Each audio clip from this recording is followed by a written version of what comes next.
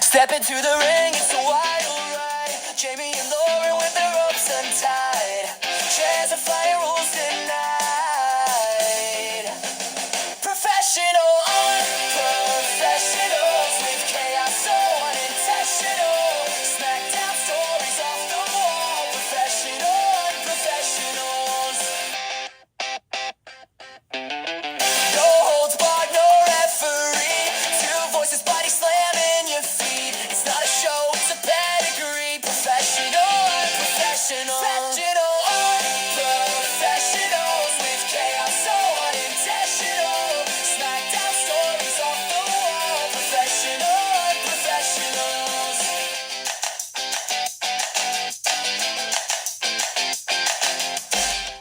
Hello and welcome everyone to the Professional Unprofessionals Talk the Line podcast. I'm pretty sure we change that round every time we do it, professional and unprofessional, but who cares? We are joined today, so I am Lauren, this is Jamie, getting so excited to welcome our guest, the Prince of Runcorn, the coffee connoisseur, it's Mr. Prince Pelé. Hello. Hi, gorgeous, how are we doing? I'm all right. I'm very warm. So you already got jump from, babe, that's why. Right. I can't take my hoodie off because I'm not underneath because I got a dinner badge on my t-shirt. I had a big archery dinner and I spilt the sauce down myself and it was a white t-shirt, so I'm actually really furious. And it's a new t-shirt. So At least it's not just me that does that. no, I was really, really angry. And at the moment I looked at my t-shirt, I was like, "You're hungry, aren't you?" To be fair, My t-shirt's not let me taste it. I did it last night with, them fajita wrap things. Yes, Lauren, I did have a fajita wrap for the second night running. And I dropped some down and it was my Teenage Mutant Ninja Turtles shirt. So I've got like a big... My white Teenage Mutant Ninja Turtles. It's now mine. It fits me now. I've lost nearly 3 stone. Screw you. Oh, speaking of burritos, there's a new place in the shopping centre Ray's just told me about. Holy shit, their menu's incredible. This is what happens. He sits here and gets involved and he's talking about nothing that makes any sense. They do one that requires 2 wraps. Ooh. You get your choice of 4 meats. So we are going on a burrito date because this sounds fucking good now. They also do one where they replace the rice with chips. No, I'm out. Yeah, it's gotta have rice. I'm in. Okay, so Harley sat here because obviously he's very excited you're on Pelé because another Pokemon nerd. So he sat here and I can already see what he's got in his hands. Apparently he's going to throw Pokemon shit at me to show you. So this is what this is just going to turn into. Fucking anarchy, apparently. Yeah, pretty much. And I've got that series planned, so... Oh, yeah. You and Mr. Grayson are in for a delight because Harley has decided he wants to do a wrestling Pokemon gaming thing for YouTube and he wants you guys involved because obviously, Pokemon nerds. I'm in. Yeah, I thought you. There you go. He's in already. Yeah, it doesn't even need me to tell him what's happening. I don't know what's happening. I'm just a middleman here, apparently. So anyway, shall we ask Pelé some questions rather than listening to Harley talk off camera? Because, yeah, I don't know. I woke up 10 minutes ago. I don't know what's going on with life. We had a busy weekend. My brain hurts. We did have a busy weekend. So I know just because Harley has just got them out, the Pokemon cards that you had, have you sold out of those now? We did, but we've got the Future Shock anniversary this weekend, so I'm hopefully going to get some printed for them to sell a few more of them. But we're looking at doing another run, but like a different card, it's not a Gen 2 card, it's just like the next stage card. We've got some stuff planned. That's like an all. evolution. It's not an evolution that I'm trying to work. The best way to describe it is we're growing. We'll just say that. We're growing. Well, when you get them, you have to leave cards to one side for me when you next see me. Oh, I know. We've got to go in the Pokemon folder. We will. Don't worry. Don't you worry. People are thinking they're not that nerdy, but there is genuinely 2 Pokemon folders sat at my feet right now. So we're definitely getting loads more Gen 1 stuff then. You will be getting some more Gen 1 stuff, yeah. It's exciting. Maybe a new t-shirt. Well, maybe a new t-shirt. Maybe. Are we going to be seeing Gen 1 more places? Because there's a drastic lack of Gen 1. We keep seeing the same tag teams go round and round and round. And as incredible as Quintessential and Act 2 are, We need more Gen 1. them fighting each other. We need more Gen 1 everywhere. Just sound clip that, send it to every promoter because Done. It clips me at the weirdest moment, so done. Like in the nicest way. Like I love like Quintessential. I love Act 2. I love FTM, and there's a lot of tag teams that are just, but they're great, so they're everywhere. Yeah, but maybe a few other of us can have an opportunity of showing how great we are as well. It's not just Gen 1 though. That there are other teams out there that I don't think get enough love as they deserve. Teams like Reese and Rogan, for example, I think two incredible wrestlers. They're phenomenal. The Meat Wagon, like they're on the rise now. They're doing theirs, but I do think like teams like myself, like Reese and Rogan, like Crash Boat, for example, like they are featured in places, but I don't think enough tag teams are featured at places. People tend to get complacent with who they've got. I'm like, yeah, they'll do. And I'm like, there's so many more. And like, I wrestled Act 2 at True Grit, and it was the first time of a matchup. And it was one of my favourite matches. It was amazing. I'd love to do that again elsewhere. That was a banging match. Pardon? That was a banging match. It's the first time I came back after a match in a long time, and I've been like, it was good that. I have these inner demons, but like that one I came back and I was like, yep, I enjoyed that. You could tell though, it was a phenomenal match. Yeah. It was a brilliant show, to be fair. Because I was like, I don't know how far you peel the curtain back. However far you want to. So Knudsen and Harland obviously were there at the very beginning of my journey. So like I was so excited to wrestle them.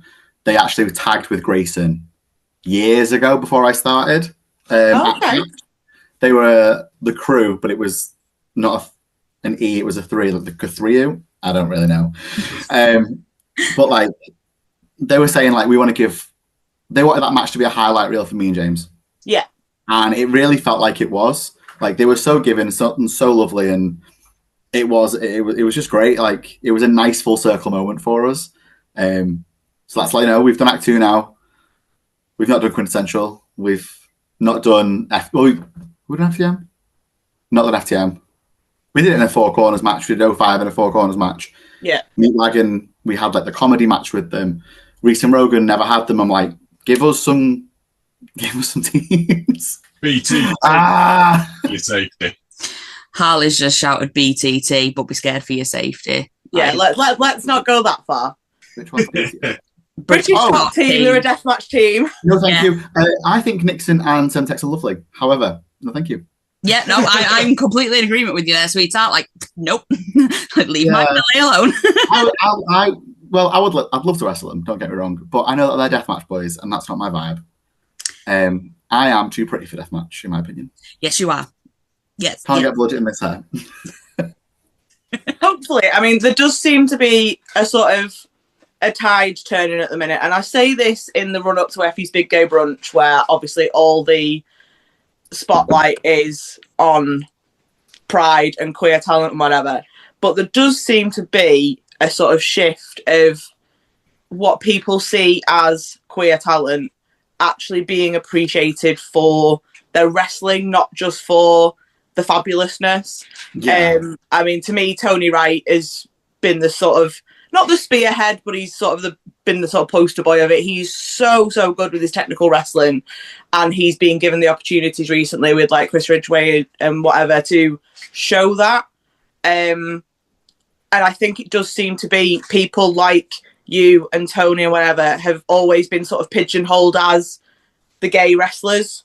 Whereas now does seem to be people are kind of going, no, they're just a wrestler that happens to be gay. I'm actually really thankful that you brought that up, to be fair, because that's obviously, I spoke to you about that in the past. Like, I love wrestling. My sexuality is just a part of who I am. That doesn't mean I can only get booked for those shows. it feels like sometimes that happens, and it's kind of sad. Yeah. Whereas like other promotions, like Infamous, like Future Shock, they've really took a chance on me as me and have seen that I can wrestle. And yes, I have wrestled other LGBT talents like on shows, and like Tony Wright, like Ben Harlan, like Adam Bolt, like Grayson. There's so many of us. Let us do your regular shows as well. Like, we're not just to be brought in for your Pride shows. As much as I really appreciate being brought in for them, because it's great to be seen as that, but I like people to know that I can wrestle as well. And there's a, like you said, there's a movement at the moment where Tony Wright, prime example, Tony Wright, he's just come off the back of that incredible Atomic match. I don't know just for context for anyone watching, at time of recording, we had Atomic Content 2 yesterday, and Tony Wright won the Atomic belt. And unfortunately, the referee restarted the match due to technicalities. Was his hand under the rope? I was a bit too far to see. Apparently so, yeah. Something like that. Oberman's hand was apparently the win was given to Oberman, but the match was absolutely incredible. But yeah, sorry, that's just for context, because I don't know when this is going to go out. So if it's not going out before the weekend, Tony Wright's about to wrestle Scott Oberman again. You don't know about that future show. And then again, like, that's going to be another standout match, and like Tony proving that, like, yes, he is in the community, but yes, he's one of the best wrestlers out there, and he is getting out there as well. To be fair, I think more people need to take a chance on Tony. My pitch, I'm going to go with my prediction, I don't know, at the moment is specifically for Manchester. Next time Progress is up in Manchester, they need Tony Wright on that show. Yes. Oh, yeah. They need Tony Wright. A couple of years back, maybe 2022, Tony Wright did Progress as a commentator for the Everything Pattern show down in London when it was like the anniversary weekend. That's great. Tony Wright has evolved so much since then in the last 3 years to one of the best wrestlers in the UK, in my opinion. He's got the in-ring skills, he's got the showmanship, he's got the promo ability, he's got the full package. That man deserves to be put on the highest of pedestals, and Progress next time they're in Manchester have to pick up Tony Wright. Have to. Yeah. It's there's no ifs, buts, maybes. I think they're back up in November. They have to make the right call. I mean, fingers crossed. Obviously, Lee McAteer was at Atomic last night, so fingers crossed he saw something there in Tony, which if he didn't, he's very and good. even Oberman as well, though. Oberman's fantastic. Oberman deserves that opportunity as well. Yeah, definitely. There are lots of people that I think suffer from the sort of the north-south divide. If they don't get the eyes on them that they deserve. But I think it's great the fact that, yes, we've got Progress down south, but to me, the scene in the north is growing massively. Like I say, the scene in the north, spearheaded by North, like that to me has not necessarily come out of nowhere, but definitely in the last sort of year or two, I'm seeing every single card and going, why can't I get there? Damn, I'm already somewhere else. Like, it's frustrating. Then you've got the likes of True Grit. We spoke about their Pride show earlier. That Pride show could have been a Pride show. It could have been a standard show anywhere. Yeah. Like, the matches that were on there, like, say, you and Act 2, even Priscilla and HT Drake, absolutely incredible. Like, that was the end of such a feud. And then headlined by Adam Bolt and Tony Wright in that ladder match was just something else. Adam and Tony, two of my favourite people in the world. Like, the pair of them boys, they make me so happy. And that match made me very emotional. Lauren nearly cried. Yeah, that match was fantastic. Pardon? Lauren nearly cried at that match. I openly did cry, and I told them both afterwards. I was like, because obviously Tony's one of my closest friends, and like, I don't know if it's known, but Adam also is as well. Yeah. Like, me, Tony, Adam, the three of us are very, very close as a little trio. And seeing like two of my closest people putting on an absolute spectacle was it was beautiful. It was fantastic, and Jackie T, an absolute unsung hero throughout wrestling as well. He does so much, that boy. He doesn't get enough credit that he deserves. No, I think the first Adam Bolt match that I really clocked him and noticed was when we were down. Oh, at PEW. Yeah. With Yeah, that was one of the first times that we saw Jackie T, and yeah, that boy is definitely, he's got just something. No, I'm not thinking the Jackie T one. Oh, what are you thinking? Oscar. Oh, Bro. yeah. It was when we saw him, he was teaming with Adam at PW. Yeah, and PW. Yeah. That was brilliant. Yeah. PW is on my list of places to go as well. They did actually message me while I was on holiday last week, but I'm already booked for the date that they needed me for. So I was like, damn. I was lucky enough to go and do a lot of their backstage interviews sort of earlier in the year, and then unfortunately a couple of dates sort of clashed and they found someone else to do it, which was gutting because I used to love, even though it was like a 3-4 hour drive down there, like I absolutely used to love those shows. The talent down there is great, but like the point I was making before was, yes, they've got the promotions down south, but we're getting them up here. Yeah. And I'm hoping that it doesn't take long for the likes of North and True Grit to start getting the recognition that sort of Progress does. I mean, TNT is probably the biggest one that everyone kind of recognises around here. And I think that's mostly because of the imports that they get over with the deathmatch scene and whatever. But since me and Jamie have been going to True Grit, I'm like blown away, the production value and everything. The story going on, it's incredible. Yeah, like I've only done the 2 True Grit shows, like this Pride show and the previous one. I love the production so much that I'd love to go back and do it more of it. Yeah, because of how professional it is. It's incredible. I love it there. It is. It's nice to be going to these different promotions and, you know, seeing how differently they run and how, you know, it's just the atmosphere is so different between different promotions. And, you know, like I've only been around the Brit Rest scene for what, 2 years now, possibly? Something like that. Yeah, my brain does not comprehend time at all. I know we did that. It's that weird one in Coventry that was really odd. Yeah, we did. I think one of the first shows we did was a Wrestle Island show, and then Wrestle Carnival, sorry, and it just. Really odd. I think after that one, it kind of disappeared. it was one of those things where, you know, that's where we started with the Brit Rest shows, and just seeing how different each place is with talent, is with, you know, like us with what we do, Lauren, and, you know, it's weird that like you say, Pelé, they have the certain little talent that they will always have and will always keep. But in my eyes, it's like, no, we've seen that same match. Like, diversify, grab those up and coming people, because you're gonna get different matches. You're gonna get standout matches. You know. You and Grayson, especially, you've got so much chemistry as a team. And Drew Parker, Emerson Jane again at TNT, I'll scream. See what I mean? That's coming from somebody who loves deathmatch wrestling. He does not want to see the same thing. I mean, I'm not saying you getting a deathmatch in the slightest. No. But stop. You know, you and Grayson could go to the likes of a TNT show. Face Temple Malum, you know, get their titles. You could go to, you know, a Wrestle Island. I mean, I know you are featured on Wrestle Island now, but it's clearly not happy that, you know, my Zoom is now asking if I'm playing music. Oh no.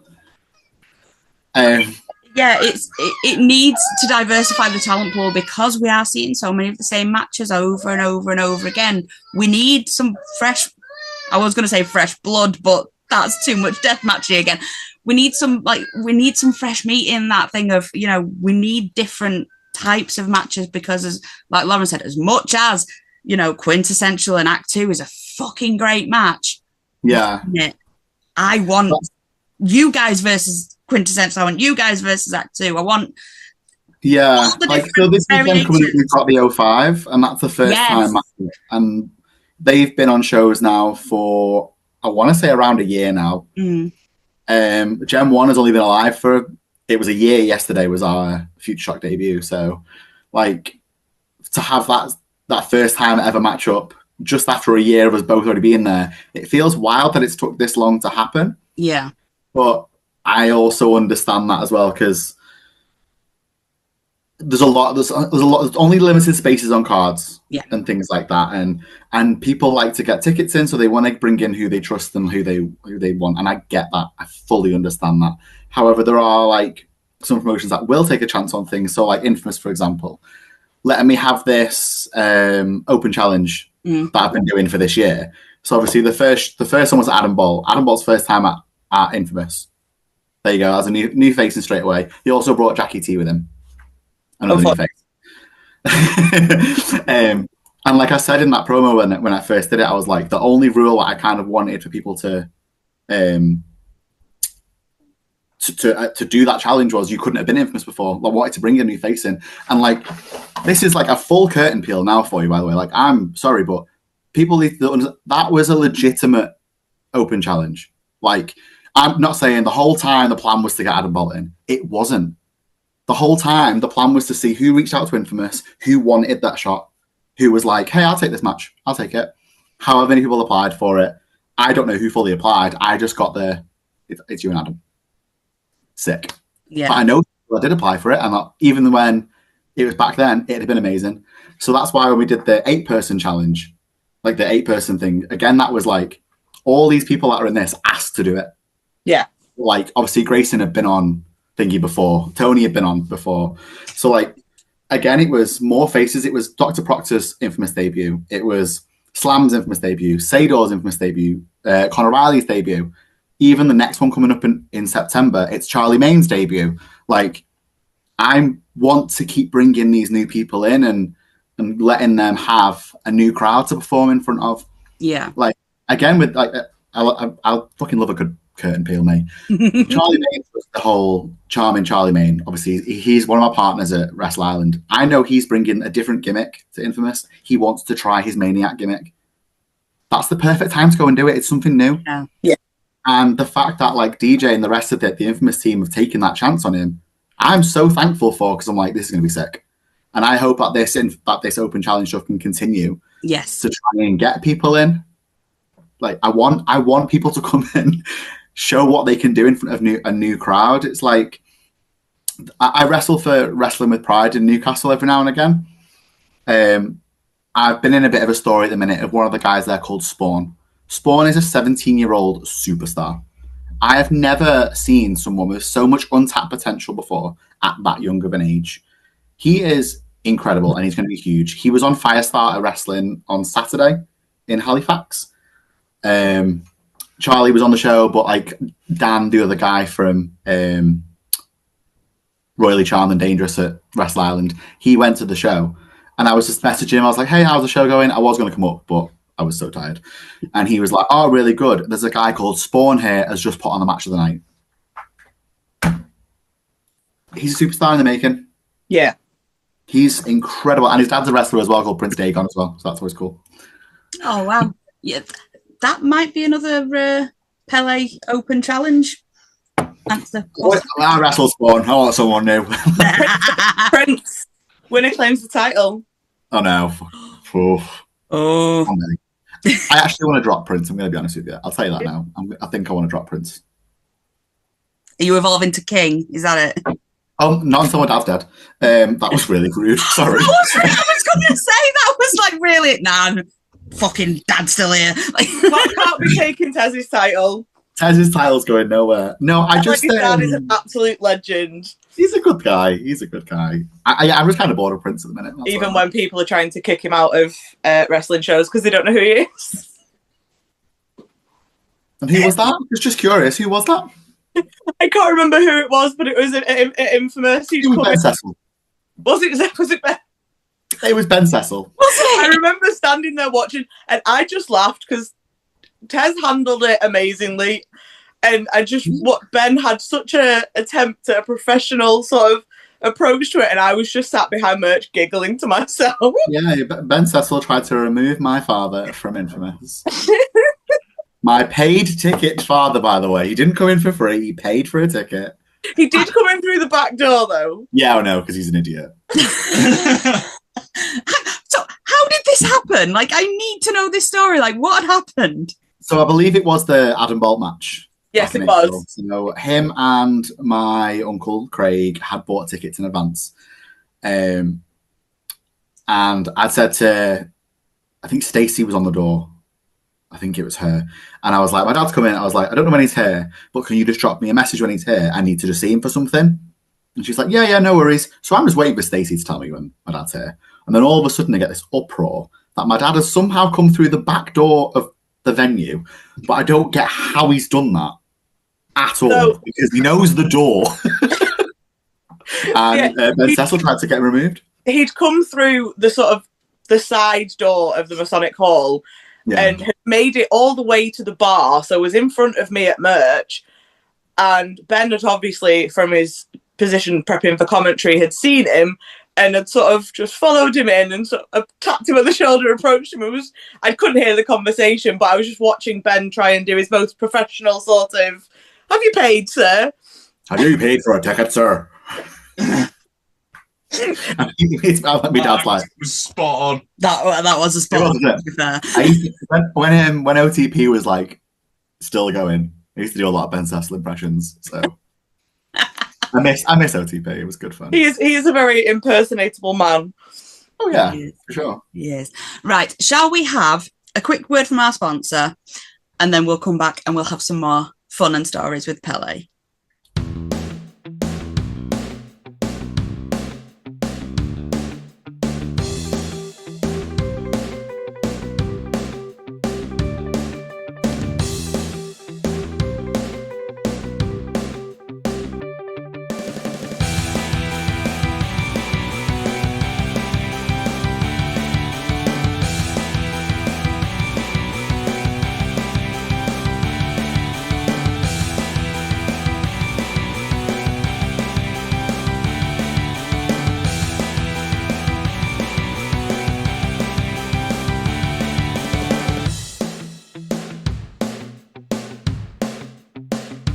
A quick word from our sponsors at Hot Tag. Speaking of Hot Tag, how did you feel having your image made into a colouring pack? Oh my god, it was so cute. I loved it. Just like, I've got each of the packs as well. I've got like one of each. My nephew's like, oh my god, I really want one. So I'm gonna give him my ones because I'm nice like that. My boss at work bought one. Yeah, that thing existed. I've not got any of them. Excuse me, you haven't got any of them, but our daughter did. I don't care. I want one. Did you enjoy the picture I sent you that our daughter had coloured in of you? It was beautiful. It's just really nice, like when people do nice things. Like fans in general being really nice is great. Like there's Oliver and his mum Donna. They're like two fans that come to a lot of shows. They come like Future ones, Infamous ones. They bought me like loads of Vaporeon stuff and coffee things, and I'm just like, people being nice to me is really nice. Yeah, it's cute. Getting all emotion. I'm not used to people being nice to me. So. Do you know what? Same. Like it's a weird feeling having people like actually be nice to you, and it's just like, what's going on? Yeah, I'm like, but it is. It's weird, isn't it?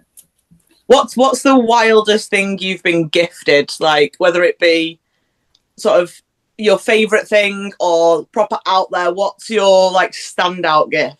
Specifically at a wrestling show being given? Yeah. Oh my god, he's going to show us. It's a knitted Shrek. Was that after the OTP story? Or not? Pretty much, yeah.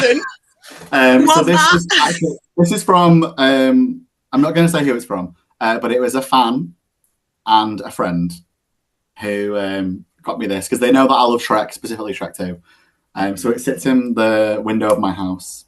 I want that. It's adorable. Yeah. Wow.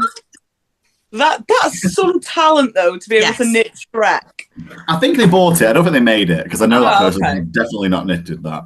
I was going to say, like, anybody who can, like, knit or crochet or anything like that, fucking well done, because, like... It's from, like, one of those, like, pottery... You go and make a pottery thing and you paint it. Yeah. Like the gift shop thing, but I love Shrek 2. Oh, my God. And, yeah, it probably was after the whole OTP thing, like, working out the timeline, I genuinely think it was. I got it at a Wrestle Island show. Right. So I think it could have been the April one, so, yeah, the OTP one would have been just before. I'm not breaking things, I promise. That's my favourite. What is it specifically about Shrek 2? It is amazing. Honestly, I couldn't tell you what it was, but the film's got everything. First of all, it's a musical, it's comedy, it's a thriller, it's a drama. It is actually a murder because someone does die in that film. So, well, they don't die, but the Mongo falls into the water. He dies. Like he's singing at the end during Living La Vida Loca. Yeah, but it's taking that long for the water to seep into the gingerbread. That's true. I just think it's a fantastic film. I genuinely like it. It's one of the earlier films that I remember watching as a kid, but it's like one of the ones that I remember being a kid, having on DVD and actively being like, I want to watch that. I want to watch that. That makes sense. I think I was like maybe 9 when it came out. Oh, God. I don't know. I'm really curious now. Shrek 1 has the wrestling scene in, though. Shrek 1 does have the wrestling scene. Oh, no, I was 12 when Shrek 2 came out. Came out in 2004. What? So, yeah, it's a good film. I love Shrek 2. If it makes you feel like any better, it still has that same effect because Zach loves watching Shrek 2 over and over and over again. It's one of the rare films where the sequel is better than the original. Yeah. And I'll put that on record. I don't care what people say. Fight me. I don't care. Shrek 2 is well better than Shrek 1. I will not fight you. I will not fight you because you will throw glitter in the air and slap me in the face. No. I was about to say sacrilege, but I honestly don't care because I've seen them all that many times that I'm not. Yeah. The glitter's been a lot of fun as well during like matches. I love that. It was. Do you know who came up with that? I don't know if I've ever told you who actually came up with that spot. No, you didn't. So I used to do bot bang anyway because Tyler Bate is my favourite wrestler. Yes. I was at training one day. That explains the moustache. Literally, the blonde hair and the moustache, it explains so much. And the fact that I have blue and silver gear and all that kind of stuff, like it's all Tyler Bate related. So I went training one day and someone pulls me aside and is like, I've had an idea for a spot for you. And I was like, right, okay. And he's like, you know bot bang? And I was like, yeah. He went, why don't you do it with glitter? I was like, I don't know how I'd do it. And he's like, you have to load it in your trunks first. And I was like, no, I can't do that. Like, I need to work out a way to do it. So now I've figured out different ways. Lauren knows one of the ways now because she assisted.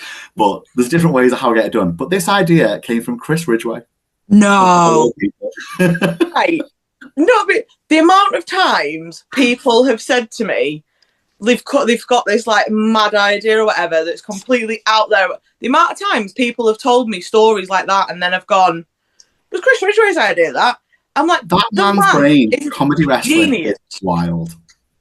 Yeah. I was going to say the stuff he did with Tony where they dressed up as each other, that was fucking brilliant. Oh. Top 3 matches I've ever seen in my life. Top 3. I think Tony's been in two of my top 3 matches I've ever seen in my life. So that's quite brilliant. Are you biased or anything? Yeah, not biased. Yeah, not biased. Yeah, Chris Ridgway came up with that, which I thought was wild. And the best one that I've ever had to do it with was with Joey Hayes. Like, I've got a lot of time and love for Joey Hayes. He's one of my favorite people in the world. I always use like a round glitter for the longest time. When Gen 1 debuted, so a year ago yesterday, it was against Joey Hayes and DDL. And I said about doing this bot bang spot, and he's like, yeah, that's really cool. I don't know if you follow Joey on social media. Every now and again, he posts a little star. Like, he says he finds a star whenever he goes to places. Mm. I used star glitter there for the first ever time. And he was like, that meant a lot because he's obviously close with Trav, who obviously passed away several years ago. And he's like, that was really nice. That was really special because he didn't know I was doing it with stars. I was like, oh, neither did I. I didn't know it was a big thing either. It was just, I happen to have star glitter. I think, my current one that I've got down there is stars again. So, it is what it is. Some things are meant to be. They are. They are. Yeah. Oh, one thing I do want to speak to you about, for the love of wrestling.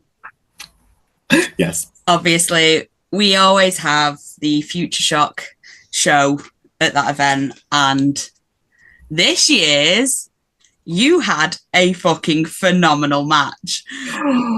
How happy were you to be led to the ring by D'Lo Brown and to be in the ring against Tajiri? Like, how was that for you?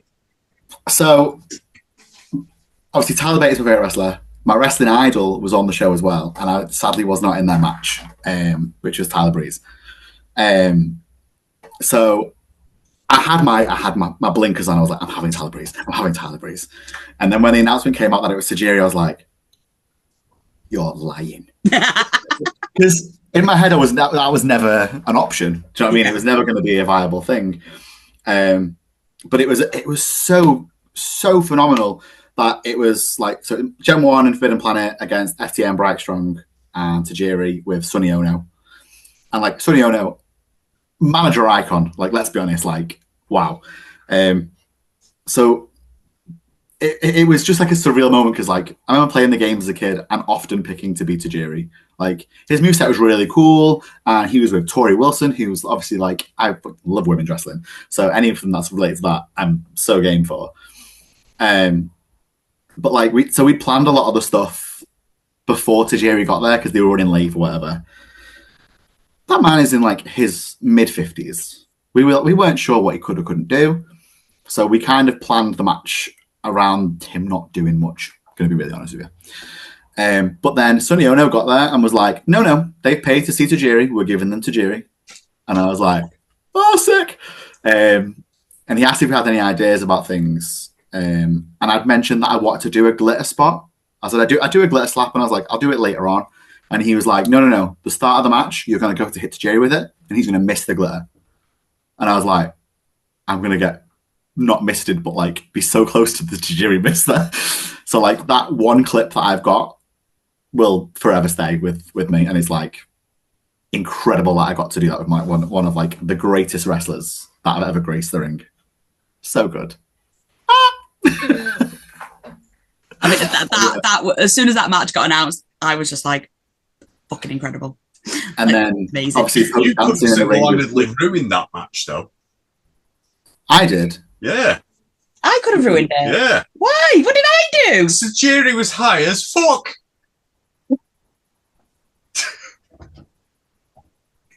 I was looking after Tajiri that weekend. I know you were. I know what happened, love. If you say anything else, you'll get in trouble, so we won't talk about that. Yeah, we won't talk about it. But like, even like post-match and stuff, like D'Lo Brown was like, we're going to do the Nation Domination, like after it. And I spoke with Bailey, and I was like, Bailey, I am a very white man. I don't think I feel comfortable doing this. And he was like, go with it, but make it your own. Like, don't do the sign. And I was like, that. Yeah. So I just do this in the air. But then the four corners were all taken after the match. Everyone was celebrating. Like, D'Lo was on one, Grayson and Forbidden Planet on the other ones. I'm just throwing the ring on my own. So I just started dancing, like absolutely throwing it back. So when the D'Lo turned around and went, what are you doing? You watch the footage back, he gets in my face whilst I'm dancing, and I just started laughing. I didn't know what to say. I felt awful. I was like, sorry, Mr. Brown, sir. I'm really sorry. Pelé doing Pelé things. Yeah, like what more could they have expected? It's just Pelé doing Pelé, and yeah. I'm very emotional with wrestling, like I always have been. But the Love of Wrestling conventions always like the past. Like I've done 3 now. Or like the first one was my debut. I cried after that. The second one I was injured, but I still competed. I shouldn't have, but I did. I was obviously had the injury at Infamous where I broke my leg, and I was trusted to go in and do what I needed to do. So this time around, I felt like, okay, I've got to go for it. And then we were sat in the locker room upstairs, and we were just kind of getting ready to go out, and a big wave of emotion just hit me. And we hadn't even left the locker room yet. And I literally just grabbed Bailey, and I was like, and he's like, no, you're fine. So like before 90% of the match they have, he will tell me, or I get a text off him, he'll say, don't be shit. It's just like, I know it sounds really stupid, but like, I feel like I can't have a good match if he hasn't said that to me. So like, he was like, you'll be fine. I was like, okay. So I went down like the stairs, realised Bailey hadn't said don't be shit to me, legged it back up the stairs and grabbed him, and he went, don't be shit. Like, okay. So I went down, did the match. The moment I came back through the curtain, obviously, like, because it was elimination, Grayson was hurt. I don't know if you remember or not. He somehow hit his head and cut his head open. So I'd come through the curtain. Grayson's being seen by all the medics. The match is still going on. And I'm like, I've got this weird wave of emotions because I've just done this amazing thing with Tajiri and Sonny Ono, but my best friend's bleeding and I don't know what I'm supposed to do. And then now we've got to go back out and be in the ring and dance. And I'm like, so I'm having this like big panic moment. And then the moment the match ends, we go back upstairs. I had to walk down another corridor and I just bawled my eyes out. One of my friends from America, I felt for some reason I had to call him. I don't know why. He was the one person I was like, I need to speak to Sawyer right now. And I just like FaceTimed him, bawling my eyes out. And I was like, okay, I'm done now. Bye. I just had to cry at you and then we're good. Like, yeah, I had to cry at someone. And he felt like the right option. Sorry, I rambled then. No, that's fine. Honestly, I love hearing things like that because it's one of those things, you know, that somebody is passionate about what they do when stuff like that happens and when the stories are told and things. And that's one of the things that me and Lauren wanted to do this podcast for. We were like, we don't want to be the cookie cutter, you know, how did you get into wrestling? You know, who are your idols, this, that, and the other. We want raw emotion kind of things because it is such an emotional thing to do. Go out there and, you know, you're giving your body for somebody else to basically take care of, and you've got to have that emotional side of it as well. And, you know, hearing these stories, it makes you realize that it does have that impact on people and things like that, and it's what we love hearing it. You're always my go-to. Like, if I'm in a room and the emotions getting to me and I can feel the tears starting, the amount of times I look at you and you're in the same position and I'm like, okay, we can do this. Yeah, like, we can do this. It's fine. We did it at Future Shock when Forbidden Planet won the belts. Like, the pair of us were just stood at the back of the room. I'd been screaming my heart out. You were on commentary. And literally we were opposite sides of the room, and as the boys lifted the belts, we were both just like, it meant a lot. That really did mean a lot. Like, I looked over at you and Gav and I was like, I know how much this means to you guys as much as it means to them and to us in the locker room and everything. And it's the only reason we were there was because of you, because we'd been at Infamous the day before. Yeah. And we'd had a busy week. We weren't going to go to Future Shock. And all you kept saying to me was, like, I'll see you tomorrow. You need to cut, like, everything you said was, you need to be there tomorrow. So eventually I got home and I was like, right, should we just go for the afternoon? And he was like, yeah, okay, we'll go for the afternoon. Obviously, it was the qualifying match. And then the next... it was the 8-man, wasn't it, against the Horde? Yes. Yeah. And then because they won, they were like, okay, we'll have the... Yeah, so Forbidden Planet won, like, the 8-man match. And then, obviously, they started talking about the titles. And the next Future Shock show that was scheduled after that, me and Gav were away making our wedding rings. So in my head, I'm literally sat there watching this promo thinking they're going to challenge for the belts at the next show, like the next date.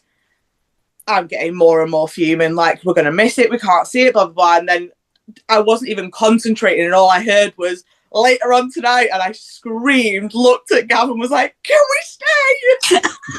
And like he said, he was like, I've never known you be so, like, desperate to see a wrestling show. And I was like, but I've got all the time in the world for those two lads. Like, Aiton has rocketed since his DOA appearance. Like, the boy went viral and more than deserved. I've never seen Gav so emotional watching a match as him being terrified that Zombie was going to kill him. Yeah. Dave's just so, like, he's been at it for so long and he's so talented in the ring. Like, the pair of them together work amazingly, and I was just so happy to see them get that. But it's one of those, like, people think wrestling's weird and odd, and most people who like it are weird. And most of us are in our own little way, but we bond because of that, and it is such a nice feeling. You see it with, like, obviously we're in a privileged position that we get to spend time with you guys quite a lot and sort of make friendships, but to see it even in the fans that you guys mean that much to them. Like the inspiration I saw at the Pride show at True Grit, there was a fan of Kid Bandit who was literally on their knees saying to them, thank you so much for everything you do. Like the amount of times I've felt like it was the end and I've listened to one of your videos, and it's such a strange thing to be like, you're just a normal person. Yeah. But you have such an effect on some people because wrestling is their passion. Yeah. And again, like I say, it's a very privileged position to be in. Even me and Jamie feel it, like just being sat behind a merch table. So like the emotions for you guys actually competing in the ring, and like you say, when you get to do it with your heroes and stuff. Yeah. It's great, isn't it? Like, it's wild. Completely understandable why you walk out the ring and burst into tears. Yeah. I do it quite a lot. And like I cry at other people doing well. That's like I'm such an empath when it comes to stuff like that. Like Holly winning the belt. Legit crying as well. And Tony in general, Tony and Adam, that ladder match, made me cry. That's fantastic. That for me last was year's worse than watching Eaton's death match. Fair. Yeah, it was minging. Genuinely. And then last year's Future Shock anniversary, I'm very close with Gorgon and Solomon. Seeing them in that TLC match, knowing how hard that they've worked for that. Yeah. I was so happy and emotional for them. And then it was kept so under wraps that Riz was retiring that night. So I'm already really upset. I'm so happy for Garth and Solomon. And I've ran round the back to watch them. And then all of a sudden I can hear people talking in the ring and I'm like, the show's finished. What's going on? And I pop my head round and Riz is taking his boots off. And I'm like, oh my God, wasn't ready for this either. Just when people that you care about, do well and have a good time. That makes me happy. That's what I love. Yeah. I mean, it's like at Atomic yesterday, Lauren, I was stood next to you when the bell rang and Tony's music started playing and we thought he'd won. Your eyes were watering. And I'm there going, are you okay? Are you okay? I understand. Yeah. Are you okay? And then obviously it got restarted and fume. But it does hit you. It really does. Because you build that emotional attachment with whoever it is in the ring. It doesn't matter. Women's wrestling, it was never a big thing. Now it is a big thing. And I hate to call it women's wrestling. It's just fucking wrestling. They just happen to be women. The queer wrestling, it's not that they are just wrestlers who happen to be queer. It's one of those. Me and Lauren was having a huge discussion about this in the car on the way to True Grit on Saturday. And it's one of those, I feel like I connect a lot with certain wrestlers just watching them. Yes, I'm lucky that I am in that position where I can become friends with yourself or with whoever, and it's really bizarre how you then feel when you're watching them, because you're just it's weird. That's my friend there. I'm so proud of when somebody does really well and gets that accolade of you've done great, here's a title or here's whatever. I'm with Decca because she's getting her debut with Iron's Fury. I turned around to her and I went, I'm so fucking proud of you. I know how hard you have worked, and I am so fucking proud that you are now finally getting to show that to a bigger crowd. And I did nearly tear up when the announcement came for her, and I was like, fuck yes. It's normal to just be happy when your friends do good things. Yeah. I found the picture now that I want to show you, and it's Holly had just won the belt, and obviously I'm on the announce table and I can't do anything because I'm just doing that. But yeah, that was the main event, so I ran to the back straight away, and I don't know if it'll show, but that's everything that to me that's so much. That picture alone, was. Someone took she was having that documentary film while she was there. Yeah. The guy just took that and sent it to me. He was like, I know how much I meant to you. And I was like, oh, don't. I'm actually tearing up. Don't. my little haul. I bloody love them. I'm doing an escape room with her on Wednesday. I can't wait. There will be a very similar photo of me and him. Yeah, Harley's just said then, if Tomby wins Thrill Kill, there will be a very similar picture of him and Tomby hugging, because is Thrill Kill the day after brunch. Thrill Kill's the Day day after brunch, yeah. Because it's Siren's Fury, brunch, Aftershock, and then Thrill Aftershock, Kill. and then Yeah. cool. So another busy weekend for me and Lauren. Yay. Yeah, But yeah. I need to dispose of the children because I need to be at Thrill Kill. Yeah, he's trying to work out who he can get to have our kids because obviously I'll be there working anyway. And he's just like, he needs to come and see Thrill Kill because if Tomby does win, he's going to be jumping up and down like a little girl crying. Oh, yeah, I'm going to be there. It's going to be a great Weird weekend. who Every you time- gel with, isn't it? Every time we talk to him, it's, are you winning one yet, mate? Come on. So I want one. Right, are we going to get the weird and wonderful Pokemon props out, seeing as though we've had a Yeah, very come emotional on. conversation, we'll have a Right. silly one now. So, you said about Magikarp. My favourite Pokemon of all time. Gyarados, nice. Yes. It's a scary looking thing, isn't it? I do So- like that, it's cute. I've gone through a few of my saves recently, and I have one in my team on every game. Nice. Yeah, I mean, it's a water type that can learn Flamethrower, Thunderbolt, and Flying moves. I have an issue with that, but that's fine. I mean, you can That face says 1,000 essentially words. one-shot the game with that. So I'm But my playing favourite Fire Red at Pokemon the of all time moment. is a Vaporeon, so why would I have any other water type on my team? Exactly. To be fair, Alana loves Vaporeon. She can't say Vaporeon. It's Water Eevee. Oh, that's fine. I'll take that. She's So- got Oak on a bed. She cuddles it. It's so cute. I've currently got a Nidoking with Mega Punch, normal, Peck, Dig, and Brick Break. And if it gets hit with a physical move, it poisons the enemy. Gyarados and that, I've got the game done with 2 Pokemon. It's Can't argue ridiculous. with that. But I am trying to, figures-wise, like the Gyarados, I'm trying to get my 6 favourite Pokemon. A Duskull, nice. That's cute. A Scyther.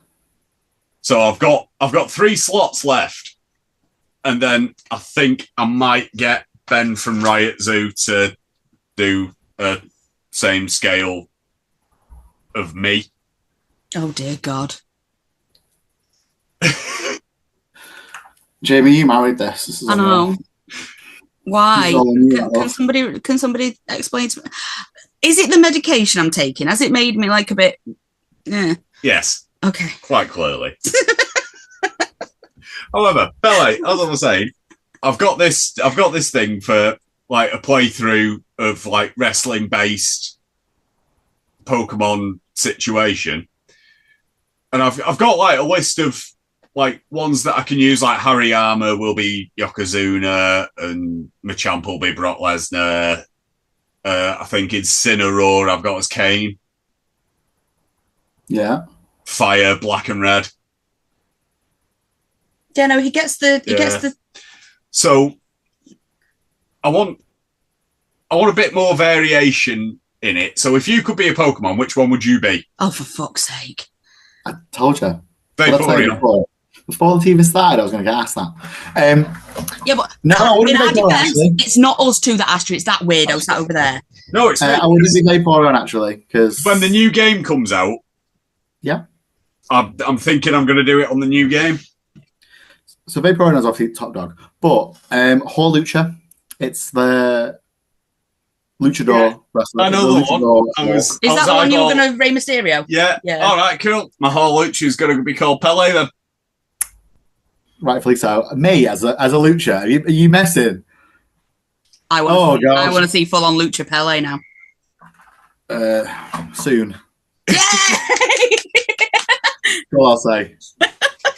Soon. Oh.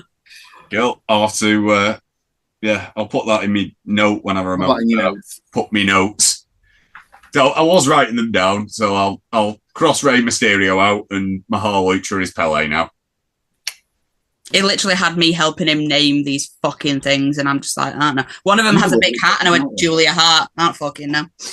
Is that Harry by any chance? I don't know. Possibly. No, it was. Yeah, it might have been actually. Or Ludicolo? Sorry, we're going off track. Wrestling.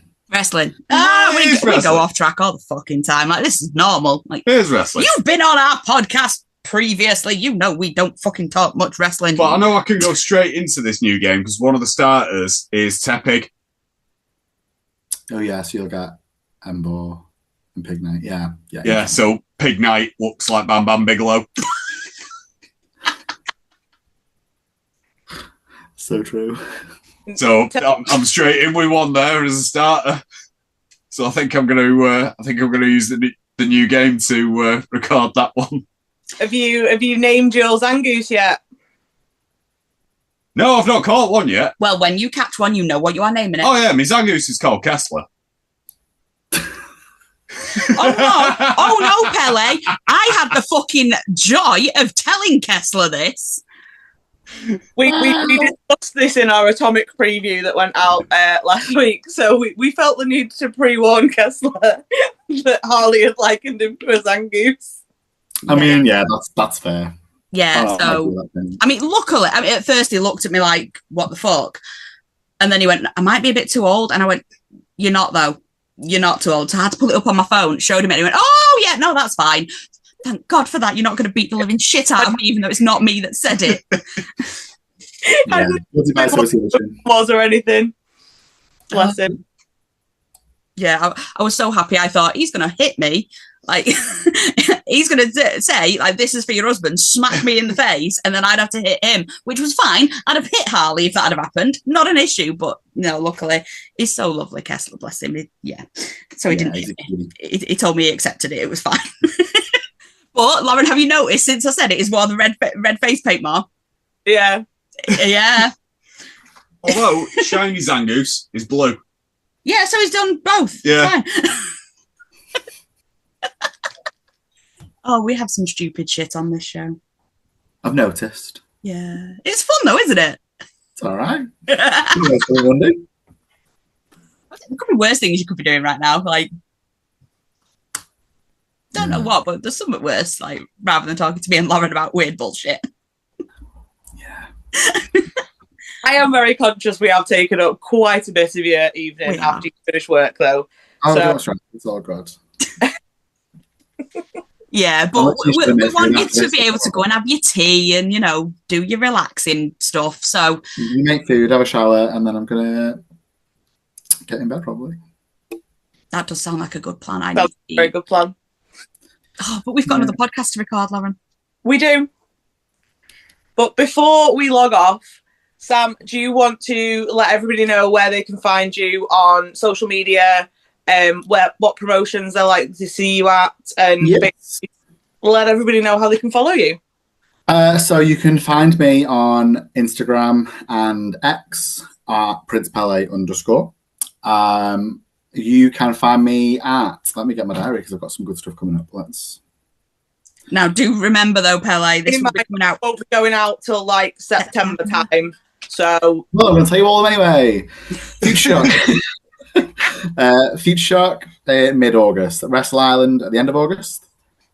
Future Shock mid-August. And then Infamous on the 19th of September. The day after, on the 20th, if you've got any fans down south, you may or may not see me at Fist Club in Brighton on the 20th of September. And the 27th happens to be Big Gay Brunch. We best be seeing you on that. If we don't, I'm rioting. Me and Jay Actor are going to have problems. Well, all I'll say is my first TNT, I did the Effie's Rumble, and I didn't win. The second time I did it was the Effie's Rumble, and I didn't win. I did the Scramble as well, which was great. There's a phrase that says third time's a charm.